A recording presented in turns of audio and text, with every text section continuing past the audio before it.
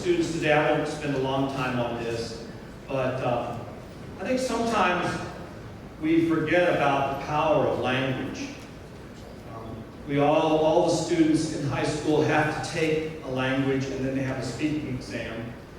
And I really enjoy the students in the singing group that comes and when we try something in a different language and the way their eyes light up when we do a piece in the language that they happen to be studying.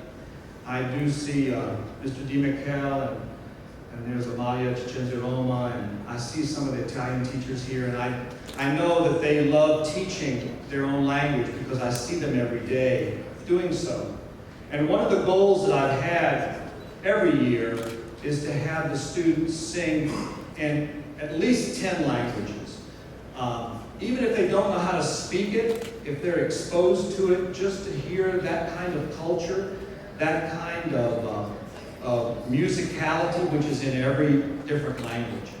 I chose two different pieces tonight because I was actually going to show you a YouTube, some film clips.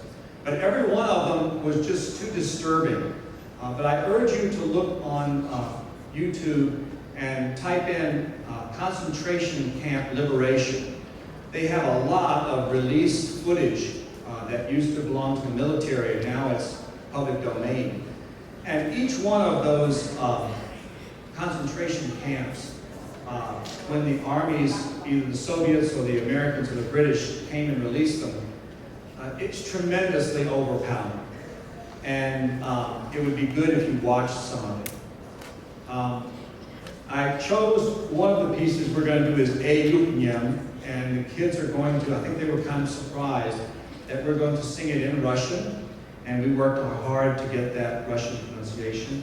And we're also going to sing a piece called Schindler's List, and it starts out in, we're going to do some English, sort of translating it, but then they go into Yiddish, which is like a part German and part Hebrew, and then finish in Hebrew. And I just want you to know how proud I am of these kids.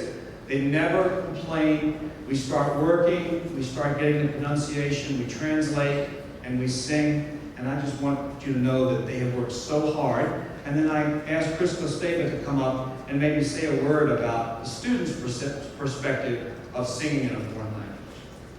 Sure. Well, when I was thinking about why we sing in different languages, something that kind of struck me is that as I've lived my life, I've kind of picked up on something, and that is that it's kind of human nature for us to fear or feel uncomfortable with things that we're not, things that are different, things that are new, things that we aren't exposed to. And so singing in different languages, I think, really allows us to kind of push past that. And I think we can all learn a lesson from that and coming to a more accepting, more understanding place in our lives. And I think that multilingual singing is definitely something that plays into that and even ties into what Mr. Beeson was just saying about the Holocaust. And so I think that's just my personal perspective on multilingual singing.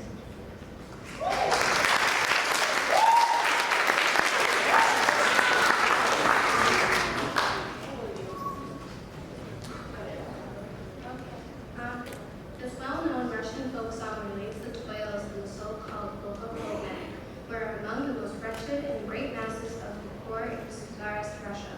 Conflicts sent from prison, farm laborers, men recruited from the villages and small towns who earned a living in this way had ropes bound around their bodies with which they had to drag heavily laden barges up the Volga against the current.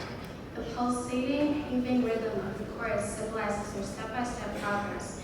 It contrasts with light, flowing tones of the verses which sing the praises of a romanticized Volga.